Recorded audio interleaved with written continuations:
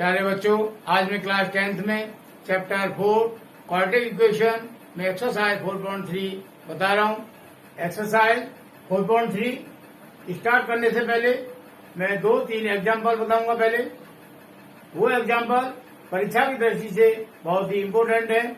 Example number 11, ऐसे दो क्रमागत विषम धनात्मक पूर्णांक ज्ञात कीजिए जिनके वर्गों का योगफल 290 हो। क्लियर। पहले में ये मालूम होना चाहिए क्रमागत विषम धनात्मक पूर्णांक ये क्या होते हैं। क्रमागत विषम धनात्मक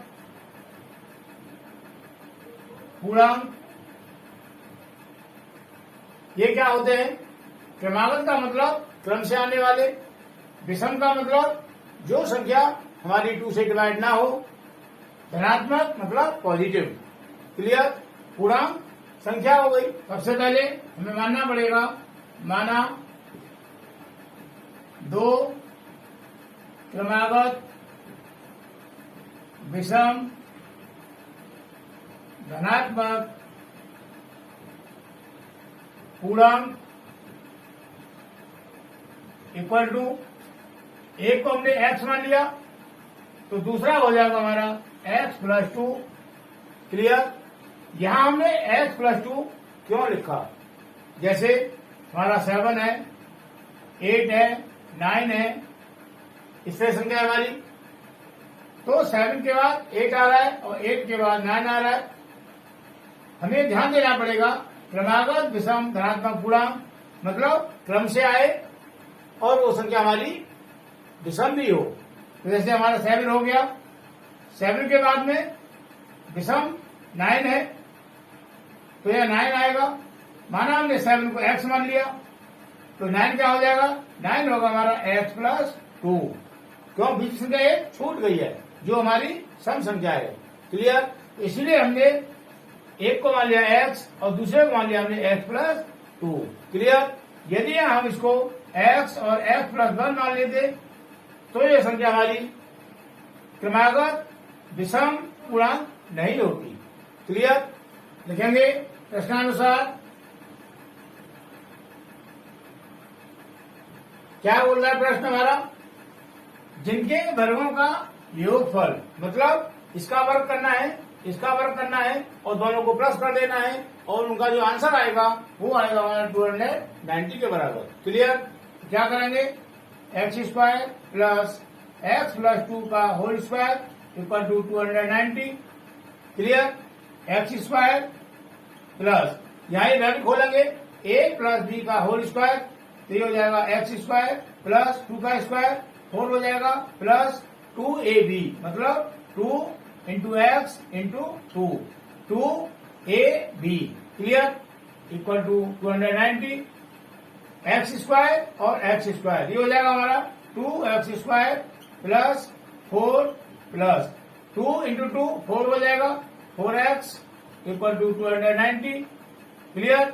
2x² प्लस 4 प्लस 4x, ये 290 को हम राइट हैंड से लाएंगे लेफ्ट हैंड की तरफ, साइन चेंज हो जाएगा, माइनस का 290 इक्वल टू 0। ये हो गया 2x² प्लस 4x लिखेंगे यहाँ पहले, ये 4 प्लस का है और 290 माइनस का है, तो 290 में से हम 4 को माइनस करेंगे तो ये आएगा हमारा माइनस 286 इक्वल टू 0। क्लियर। यहाँ पर 2, 4 और 286 ये हमारी 2 से डिवाइड हो जाएंगी, तो यहाँ हम 2 से डिवाइड कर देंगे, लिख देंगे समीकरण को 2 से भाग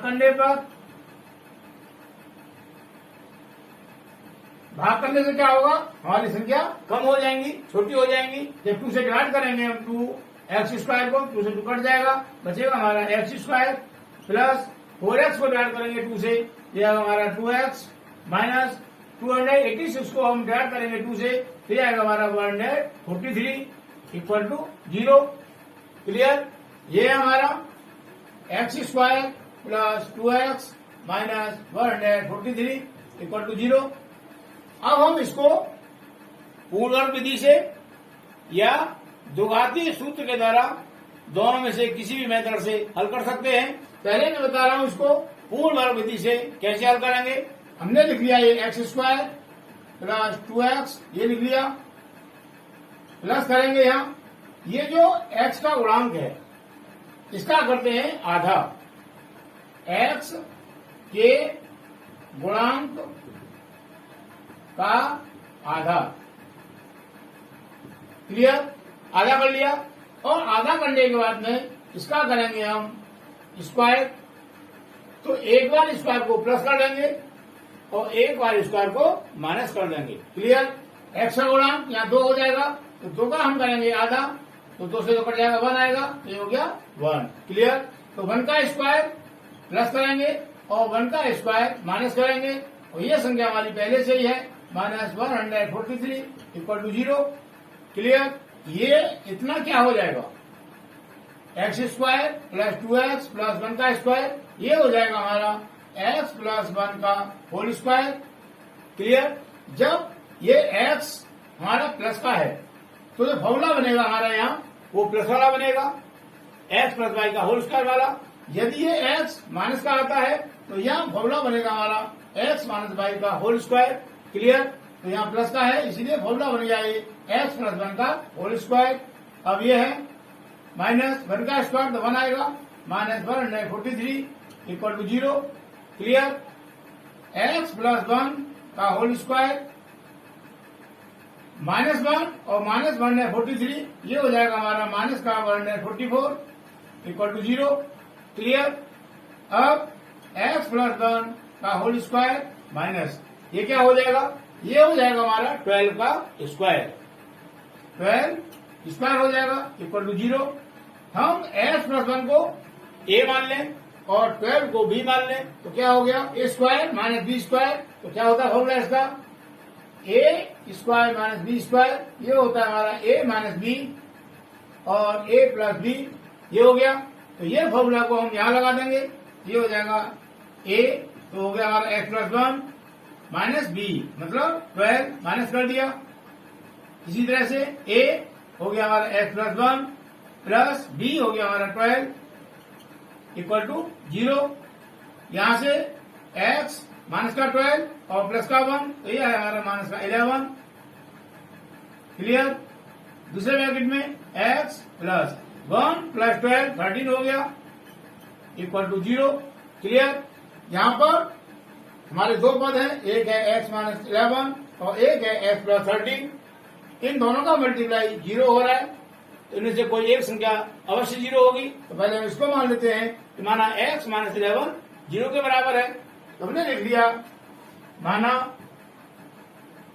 x minus 11 equal to 0, therefore x equal to 11। Clear, दोबारा में हम इसको मानेंगे 0, तो लिखेंगे वह x plus 13 equal to 0, therefore x equal to minus का 13। क्लियर, क्वेश्चन में बोल रहा है धनात्मक पूर्णांक, लेकिन ये तो x माइनस का है तो ये तो हो नहीं पाएगा, इसको लिख देंगे हम असंभव, इम्पॉसिबल। तो x का मान आ गया 11, लिखेंगे इसीलिए 2 क्रमागत विषम धनात्मक पूर्णांक इक्वल टू, एक तो हमारा x है, x का मान आया हमारा 11, तो 11 हो गया। दूसरा है x प्लस 2 मतलब 11 प्लस 2, तो ये हो जाएगा 30। ये हमारा आंसर हो गया। क्लियर, मुझे उम्मीद है क्वेश्चन समझ में आया होगा। अब नेक्स्ट एग्जाम्पल, एग्जाम्पल नंबर 12। एक ऐसे आयताकार पार्क को बनाना है जिसकी चौड़ाई इसकी लंबाई से 3 मीटर कम हो। इसका क्षेत्रफल पहले से निर्मित समबाहु त्रिभुजाकार पार्क जिसका आधार आयताकार पार्क की चौड़ाई के बराबर तथा ऊंचाई 12 मीटर है से 4 वर्ग मीटर मतलब 4 मीटर स्क्वायर अधिक हो। इस आयताकार पार्क की लंबाई व चौड़ाई ज्ञात कीजिए। हमें यह फिगर दे रखा है। क्लियर, इसमें बोल रहा है ये जो लेंथ है 10 से 3 मीटर अधिक है। क्लियर? आगे बोल रहा है पहले से निर्मित समद्विबाहु त्रिभुजाकार। ये जो ट्रायंगल बना हुआ है ये हमारा है समद्विबाहु त्रिभुज, मतलब ये साइड और ये साइड दोनों बराबर है, जिसका आधार ये जो त्रिभुज है इसका ये आधार हो गया। नाम दे दें हम इसको ए, बी, सी और डी। तो ए बी जो है ये आयताकार पार्क की चौड़ाई है और जो ए बी है ये त्रिभुजाकार पार्क है, इसका ये आधार है ए बी। क्लियर? कहने का मतलब त्रिभुजाकार पार्क और आयताकार पार्क में ये भुजा दोनों में कॉमन है। क्लियर? तथा चौड़ाई मतलब हाइट 12 मीटर है। ये जो त्रिभुजाकार पार्क है इसकी जो हाइट है ये है हमारी 12 मीटर। क्लियर? आयताकार पार्क का एरिया 4 मीटर स्क्वायर अधिक है इस त्रिभुजाकार पार्क के एरिया से। क्लियर? तो सबसे पहले क्या करेंगे, हम मानेंगे माना आयताकार पार्क की चौड़ाई इक्वल टू x मीटर। ये चौड़ाई है, हमने इसको x मान लिया। क्लियर? इसीलिए आयताकार पार्क की लंबाई लेंथ क्या हो जाएगी, ये जो चौड़ाई है ये 3 मीटर कम है तो क्या हो जाएगा, लंबाई ज्यादा होगी इससे, तो ये हो जाएगा x + 3। क्लियर? हम इसको ऐसे भी कर सकते थे, माना लंबाई को हमने x मान लिया तो चौड़ाई हो जाती हमारी x - 3, क्यों चौड़ाई लंबाई से 3 मीटर कम है। तो या तो हम इसको मान लें ऐसे या ऐसे मान लें, दोनों से बात एक ही है। क्लियर? अब निकालेंगे हम इसका एरिया। इसीलिए आयताकार पार्क का क्षेत्रफल क्या होता है, L × B, लंबाई गुणा चौड़ाई। तो ये हो जाएगा x + 3 × x, इसको खोलेंगे हम तो ये हो जाएगा x² + 3x। क्लियर? अब हमें एरिया निकालना है समद्विबाहु त्रिभुजाकार पार्क का। लिखेंगे प्रश्नानुसार समद्विबाहु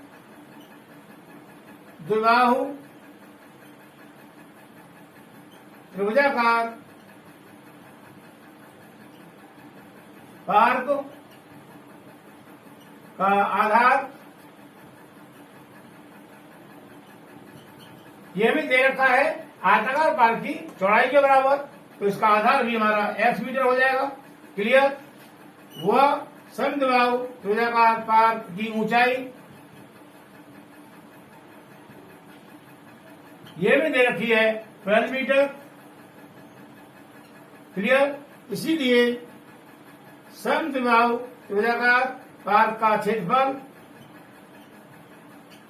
इक्वल टू, हमें ये ट्रायंगल दे रखा है, हमारा कोई भी ट्रायंगल हो, चाहे वो समद्विबाहुकार है चाहे वो विषमबाहु है, कैसा भी हो, यदि हमें उसका बेस दिया है, आधार दिया है और हमें उसकी हाइट दे रखी है h, तो इसका एरिया हो जाएगा 1/2 बेस × हाइट। क्लियर? ये होता है जब हमें हाइट दे रखी हो और बेस दे रखा है, उस कंडीशन में फिर उसका एरिया हो जाएगा 1/2 बेस × हाइट। क्लियर? तो यही फॉर्मूला हम यहां लगा देंगे, तो ये हो जाएगा 1/2 बेस × हाइट। क्लियर?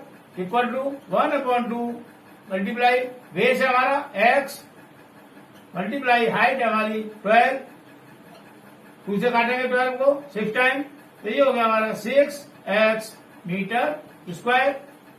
क्लियर? अब क्वेश्चन में हमको दिया है कि जो त्रिभुजाकार पार्क है ये एरिया आयताकार पार्क वाले एरिया से 4 मीटर कम है, या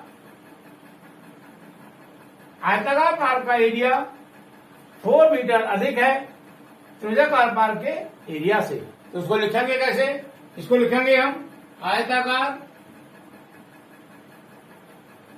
पार्क का क्षेत्रफल बराबर करेंगे सम द्विबाहु त्रिभुजाकार पार्क का क्षेत्रफल, ये क्षेत्रफल कम है आयताकार पार्क के क्षेत्रफल से। कितना कम है? 4 मीटर स्क्वायर। तो हम समद्विबाहु त्रिभुजाकार पार्क के क्षेत्रफल में हम 4 प्लस कर देंगे तो दोनों एरिया बराबर हो जाएंगे। क्लियर? आयताकार पार्क का एरिया कितना आया? ये है X square plus 3x, X square plus 3x equal to समद्विबाहु त्रिभुजाकार पार्क का एरिया कितना आया? 6x। हमने प्लस कर दिया ये 4। Clear? X square plus 3x इनको ट्रांसफर करेंगे माइनस के 6x माइनस के 4 इक्वल टू 0। तो ये हो जाएगा एक्स स्क्वायर माइनस के 3x, ये 6 माइनस का है और 3 प्लस का है तो माइनस के 3 आएगा, माइनस का 4 इक्वल टू 0। क्लियर? अब यहां से हमें x का मान निकालना है। x का मान निकालने के लिए या तो हम इसको पूर्ण वर्ग विधि से या द्विघातीय सूत्र का प्रयोग करके भी हम x का मान निकाल सकते हैं। लास्ट वाले क्वेश्चन में हमने इसको किया था पूर्ण वर्ग विधि से। यहां हम x का मान निकालेंगे द्विघातीय सूत्र के द्वारा। कैसे? हमारा द्विघातीय सूत्र होता है x इक्वल टू माइनस का b plus minus B square minus 4ac, ये होता है अंडर रूट में अपॉन 2a। क्लियर?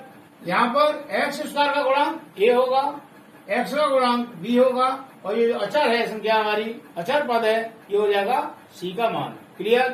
तो यहाँ पर a इक्वल टू हो गया हमारा 1 क्योंकि एक्स स्क्वायर का गुणांक 1 है, b हो जाएगा x का गुणांक -3 है और अचर पद हमारा -4 है, ये हो जाएगा c का मान। ये a b c के मान हम यहां लगाएंगे तो ये हो जाएगा -b का मान है -3 तो माइनस है, इस वजह से इसको रखेंगे ब्रैकेट के अंदर plus minus square root b square मतलब -3 का स्क्वायर -4 मल्टीप्लाई a का मान 1 है इंटू c का मान -4 है, उसको भी रखेंगे हम ब्रैकेट के अंदर अपॉन 2 मल्टीप्लाई a का मान 1 है equal to minus into minus plus हो जाएगा प्लस माइनस स्क्वायर रूट -3 का वर्ग प्लस के 9 हो जाएगा, माइनस इंटू माइनस ये प्लस हो जाएगा, 4 बन जा 4 और 4 4 जा 16 upon 2 into 1 2। Clear? Equal to 3 plus minus square root 9 plus 16 25 हो गया upon 2 equal to 3 plus minus 25 का स्क्वायर रूट मतलब वर्गमूल क्या आएगा 5 आएगा अपॉन 2। क्लियर? यहाँ पर प्लस माइनस दोनों साइन आ रहे हैं तो एक बार ले लेंगे हम प्लस को और एक बार ले लेंगे माइनस को। तो लिखेंगे प्लस लेने पर तो x का मान हो जाएगा हमारा 3 plus 5 upon 2 equal to 3 plus 5 8 हो गया, 8 अपॉन 2 इक्वल टू 4।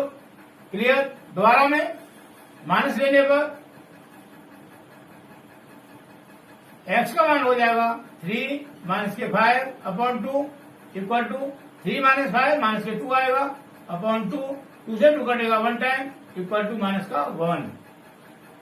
ये -1 किसका मान है? x का मान है।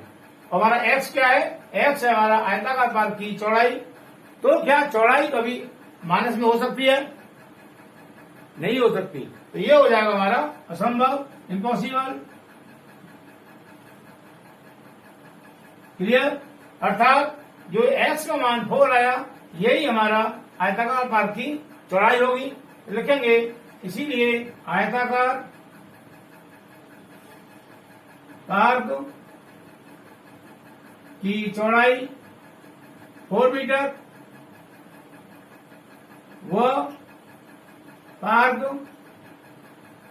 की लंबाई इक्वल टू लंबाई है x प्लस 3 तो x प्लस 3, x का मान 4 हो गया, 4 plus 3 equal to 7 metre. Clear. तो यहाँ लेंथ हो गई हमारी 7 मीटर और ब्रेथ हो गई आयताकार पार्क की 4 मीटर। हमारी लेंथ आई 7 मीटर और ब्रेथ आई 4 मीटर। हमें ये देखना है कि हमारा ये आंसर सही है या गलत है, क्योंकि एग्जाम में तो मैं आंसर शीट दे नहीं रखी होती। हम कैसे चेक करेंगे कि हमारा ये आंसर सही है। देखो, इसने बोला है कि आयताकार पार्क का क्षेत्रफल है ये वाला, ये हो जाएगा L into B equal to 7 multiply 4 equal to 28 metre square. ये आ गया। और जो इसका एरिया है त्रिभुजाकार पार्क का, ये है फॉर्मूला इसका 1/2 base into height, 1/2 into base. इसका बेस है चौड़ाई के बराबर, चौड़ाई हमारी 4 मीटर मल्टीप्लाई हाइट हमें दे रखी है 12 मीटर। इसको काटेंगे 2 से, 2 6 या 12, तो ये हो गया 4 multiply 6 equal to 24 metre square. Clear. Question में क्या दिया है कि जो आयताकार पार्क का एरिया है ये त्रिभुजाकार पार्क के एरिया से 4 मीटर स्क्वायर अधिक है। तो यहां देखो, ये हो गया पार्क का एरिया 28 और ये हो गया हमारा त्रिभुजाकार पार्क का एरिया 24। 28 माइनस 24 करेंगे तो ये आएगा हमारा 4 मीटर स्क्वायर। आ गया ना, जो मैंने दे रखा है। इसका मतलब ये हुआ कि हमारा ये आंसर एकदम करेक्ट है। क्लियर। मुझे उम्मीद है ये क्वेश्चन बहुत अच्छी तरह समझ आया होगा। अब नेक्स्ट एग्जाम्पल 15 है ये। एक मोटर बोट जिसकी स्थिर जल में चाल 18 किलोमीटर पर आवर है, 24 किलोमीटर धारा के प्रतिकूल जाने में वही दूरी धारा के अनुकूल जाने की अपेक्षा 1 घंटा अधिक लेती है। धारा की चाल ज्ञात कीजिए। इस क्वेश्चन में सबसे पहले हमें समझना जरूरी है कि प्रतिकूल और अनुकूल ये क्या होते हैं। जैसे हमारा ये माना कोई नहर है, कोई नदी है, इसमें पानी इस तरह से बह रहा है इस डायरेक्शन में। क्लियर। हमारी नाव जो है यदि पानी की डायरेक्शन की तरफ चल रही है तो ये हो जाएगा अनुकूल। क्लियर। यदि जैसे ये हमारी नदी है और पानी हमारा इस तरह से बह रहा है, पानी की डायरेक्शन बहने की इधर है, और जो नाव है वो पानी की जो डायरेक्शन है बहने की उसके अपोजिट, मतलब उल्टी डायरेक्शन चल रही है, प्रतिकूल। क्लियर। एक चीज और, माना हमारा पानी इधर बह रहा है और इसकी कोई चाल है, माना हमने इसकी चाल को x मान लिया, x किलोमीटर पर आवर। हमारा जो पानी है वो 1 घंटे में माना x किलोमीटर आगे पहुंच जाता है, और जो हमारी नाव है मोटर बोट है उसकी स्पीड माना 22 किलोमीटर पर आवर है। जब ये पानी की डायरेक्शन के अनुकूल चलेगी मोटर बोट, तो मोटर बोट की जो स्पीड होगी ये हो जाएगी y प्लस एक्स। क्लियर। इसमें जो पानी की चाल है मोटर बोट की चाल में प्लस हो जाएगी, और प्रतिकूल डायरेक्शन में, अपोजिट डायरेक्शन में जो मोटर बोट की स्पीड होगी वो क्या होगी, मोटर बोट की जो स्पीड है ये y, इसमें से ये जो पानी की स्पीड है इसको माइनस कर देंगे तो ये हो जाएगी y माइनस एक्स। ये क्यों होता है इसको एक एग्जाम्पल से मैं और समझा रहा हूं। जैसे हवा चल रही है और हम साइकिल से, हवा जिधर चल रही है उस साइड में चलें, उस साइड में साइकिल को चलाएं, तो हम जो ताकत लगाएंगे उस ताकत की अपेक्षा साइकिल की स्पीड ज्यादा होगी, क्योंकि पीछे से हवा भी हमको धक्का दे रही है। यदि हम हवा के अपोजिट चलेंगे, हवा के अपोजिट चलाएंगे साइकिल को, तो जितनी ताकत से हम साइकिल चलाएंगे उतनी स्पीड से हमारी साइकिल आगे नहीं चलेगी। साइकिल की जो स्पीड होगी वो हमारी कम होगी, क्योंकि जो हवा की स्पीड है वो हमारी स्पीड को कम कर रही है। तो जितनी स्पीड से हम साइकिल चला रहे हैं उसमें से हवा की स्पीड माइनस हो जाएगी और जो शेष बचेगी उस स्पीड से हमारी साइकिल आगे बढ़ेगी। क्लियर? सबसे पहले हमें इस क्वेश्चन में मानना पड़ेगा कि हमारा जो जल है, पानी है, उसकी स्पीड कितनी है। लिखेंगे माना धारा की चाल इक्वल टू x किलोमीटर बराबर, माना पानी जो बह रहा है वो x किलोमीटर प्रति घंटे की स्पीड से बह रहा है। शांत जल, शांत जल का मतलब स्थिर जल, मतलब पानी चल नहीं रहा, एकदम रुका हुआ है। शांत जल में मोटर बोट की चाल इक्वल टू 18 किलोमीटर बराबर। क्लियर? इसीलिए धारा के प्रतिकूल मोटर बोट की चाल इक्वल टू, धारा के प्रतिकूल मोटर बोट की चाल क्या हो जाएगी? शांत जल में मोटर बोट की चाल है हमारी 18, तो हम 18 में से माइनस कर देंगे धारा की चाल x, तो ये हो गया हमारा 18 माइनस x किलोमीटर बराबर। क्लियर? आगे दिया है हमें 24 किलोमीटर धारा के प्रतिकूल जाने में, वही दूरी धारा के अनुकूल जाने की अपेक्षा 1 घंटा समय अधिक लेती है। कहने का मतलब 24 किलोमीटर मोटर बोट धारा के प्रतिकूल आई और 24 किलोमीटर मोटर बोट धारा के अनुकूल आई। तो लिखेंगे धारा के प्रतिकूल चली गई दूरी इक्वल टू 24 किलोमीटर। क्लियर?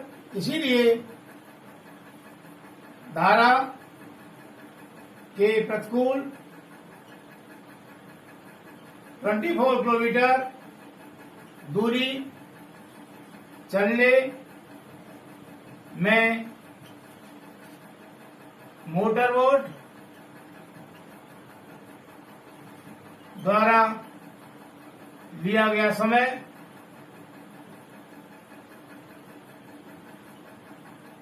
इसको मान लेंगे हम t1 इक्वल टू, समय क्या होता है?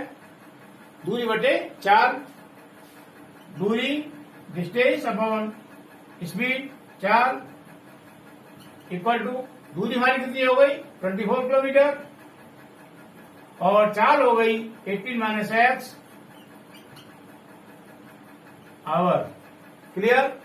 यही 24 किलोमीटर हमको चलना है धारा के अनुकूल। तो पहले लिखेंगे हम धारा के अनुकूल मोटर बोट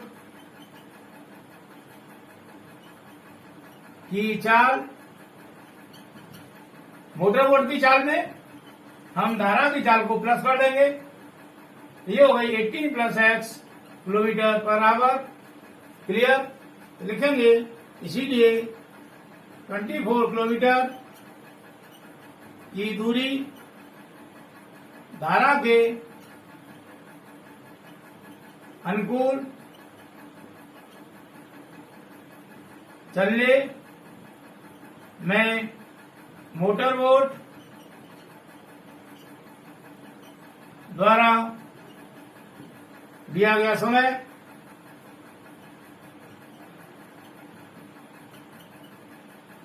इसको मान लिया हमने t2। क्लियर? दूरी बटे 4, दूरी हमारी यही है 24 किलोमीटर और चाल हो गई हमारी मोटर बोट की 18 प्लस x, 18 प्लस x, ये हो गया आवर टाइम। लेकिन क्वेश्चन में क्या बोल रहा है, धारा के प्रतिकूल जाने में वही दूरी धारा के अनुकूल जाने की अपेक्षा 1 घंटा अधिक लेती है।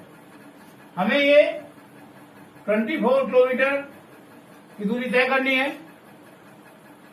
जब हमारी स्पीड कम होगी तो टाइम ज्यादा लगेगा, और जब हमारी स्पीड ज्यादा होगी तो टाइम कम लगेगा। क्लियर? तो लिखेंगे प्रश्नानुसार धारा के प्रतिकूल जाने में लगा समय T1, ये हो गया हमारा T1, और धारा के अनुकूल जाने में लगा समय हो गया T2। ये समय T1 1 घंटा अधिक है T2 की अपेक्षा, तो हमें इसको बराबर करना है। तो या तो हम इसमें से 1 घंटा माइनस कर दें, या हम T2 में 1 घंटा प्लस कर दें, तो हम बराबर हो जाएंगे। तो हमने क्या किया, T2 में हमने 1 घंटा प्लस कर दिया और ये दोनों टाइम बराबर हो गए। T2 को हमने ट्रांसफर कर लेंगे, तो T1 minus T2 equal to 1 हो गया। T1 और T2 के मान हम यहां से और यहां से लगा देंगे, ये हो जाएगा 24/18 minus X minus 24/18 plus X equal to 1 हो गया। हमने इसका ले लिया एलसीएम, ये हो जाएगा 18 माइनस एक्स और 18 प्लस एक्स, एलसीएम आ गया।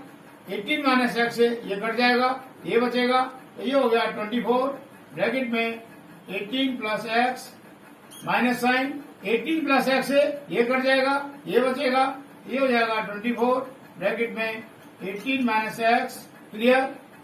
इक्वल टू ये 1, इसका ब्रैकेट खोलेंगे, ये हो जाएगा 24 मल्टीप्लाई 18, 24 मल्टीप्लाई 18 प्लस 24 एक्स। अब इसको खोलेंगे, ये माइनस है और यहाँ 18 प्लस का है, तो माइनस इंटू प्लस माइनस हो जाएगा। 24 मल्टीप्लाई 18 माइनस इंटू माइनस ये प्लस हो जाएगा, प्लस 24 एक्स अपॉन ये है 18 माइनस एक्स और 18 प्लस एक्स इक्वल टू 1। यहां पर 24 मल्टीप्लाई 18 ये तो प्लस में है, और ये 24 मल्टीप्लाई 18 ये माइनस में है। हम इसका करेंगे मल्टीप्लाई, इसका करेंगे मल्टीप्लाई, तो ये तो माइनस में आएगा, और ये पहले से हमारा प्लस में है। कहने का मतलब इससे ये कट जाएगा, तो हमें यहाँ मल्टीप्लाई नहीं करना पड़ा। क्या बचा? 24x और 24x, ये हो जाएगा 48x, दोनों को प्लस कर दिया, अपॉन इसको a माइनस बी और a प्लस बी मानेंगे। यहां लगा देंगे formula a square minus B square का, तो ये हो गया हमारा 18 स्क्वायर माइनस का x square equal to 1। Clear? 48x upon 18 का स्क्वायर करेंगे, तो ये आएगा हमारा 324 minus X square equal to 1। Clear? इसका हमने हर एक मान लिया और कर दिया क्रॉस मल्टीप्लाई, तो ये हो जाएगा 48x equal to 324 minus x को करेंगे मल्टीप्लाई 1 में, तो ये हो जाएगा 324 minus X square. Clear? Right hand side को ट्रांसफर करेंगे हम लेफ्ट हैंड साइड में, तो ये हो जाएगा 48 हमारा पहले से ही है, ये प्लस का है तो माइनस हो जाएगा 324, और ये एक्स स्क्वायर माइनस का है तो ये प्लस हो जाएगा एक्स स्क्वायर इक्वल टू 0। इसको लिखेंगे हम X square plus 48x minus 324 equal to 0। Clear? लिखेंगे प्राप्त द्विघातीय समीकरण की तुलना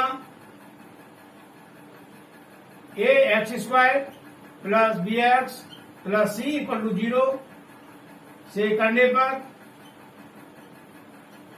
तो यहाँ एक्स स्क्वायर का गुणांक ए है, तो ए इक्वल टू यहाँ पर एक्स स्क्वायर का गुणांक 1 है, तो ए इक्वल टू 1 हो गया।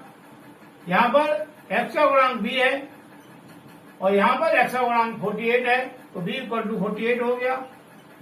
यहाँ कांस्टेंट हमारा सी है और यहाँ पर कांस्टेंट है माइनस का 324, तो हो गया माइनस का 324। क्लियर? अब इन मानों को हम लगाएंगे द्विघातीय सूत्र में, तो x इक्वल टू हो जाएगा माइनस का b plus minus square root B square minus 4ac upon 2a clear equal to minus b का मान 48 है, हमने लगा दिया यहाँ 48 plus minus square root B square मतलब 48 का स्क्वायर माइनस 4 इंटू ए का मान 1 है मल्टीप्लाई सी का मान माइनस के 324 है, तो यहां इसको लिखेंगे ब्रैकेट के अंदर माइनस का 324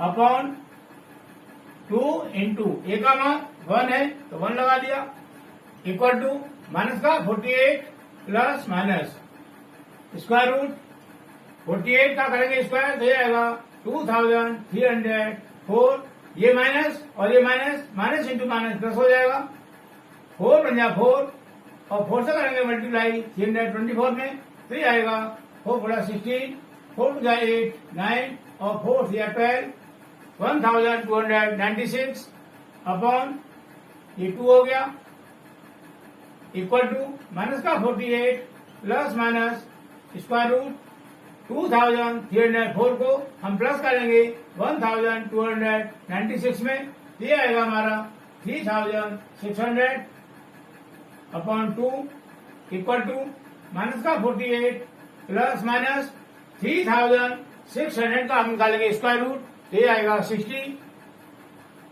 अपॉन 2।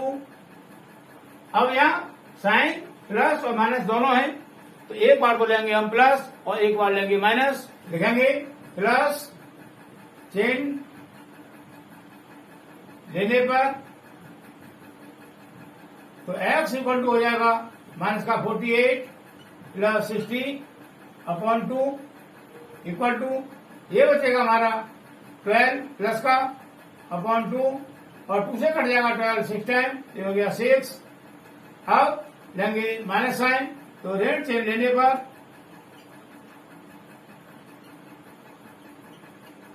यहां से x हो जाएगा हमारा माइनस का 48 माइनस का 60 upon 2 clear equal to minus 48 और माइनस 60 ये हो गया हमारा 108 माइनस का अपॉन 2 इक्वल टू 2 से डिवाइड करेंगे हम तो 2 बन जाए 2 और 2 5 जाए 10 2 4 जाए 8 ये हो गया हमारा माइनस का 54 क्लियर। ये मान आया हमारा x का और x क्या है, x है हमारी धारा की चाल। तो क्या कभी धारा की चाल पानी की स्पीड माइनस में हो सकती है? नहीं हो सकती, ये हो जाएगा हमारा असंभव इम्पॉसिबल क्लियर। इसीलिए यहां पर जो x का मान आया हमारा 6 ये हो जाएगी हमारी धारा की चाल, तो लिखेंगे इसीलिए धारा की चाल equal to 6 kilometre per hour और ये हमारा आंसर हो गया। ये तीनों एग्जाम्पल परीक्षा की दृष्टि से बहुत ही इंपॉर्टेंट है, इसलिए मैंने इनको बताया और मुझे उम्मीद है कि अच्छे से समझ में आए होंगे। एक्सरसाइज 4.3 के क्वेश्चन हम नेक्स्ट वीडियो में करेंगे।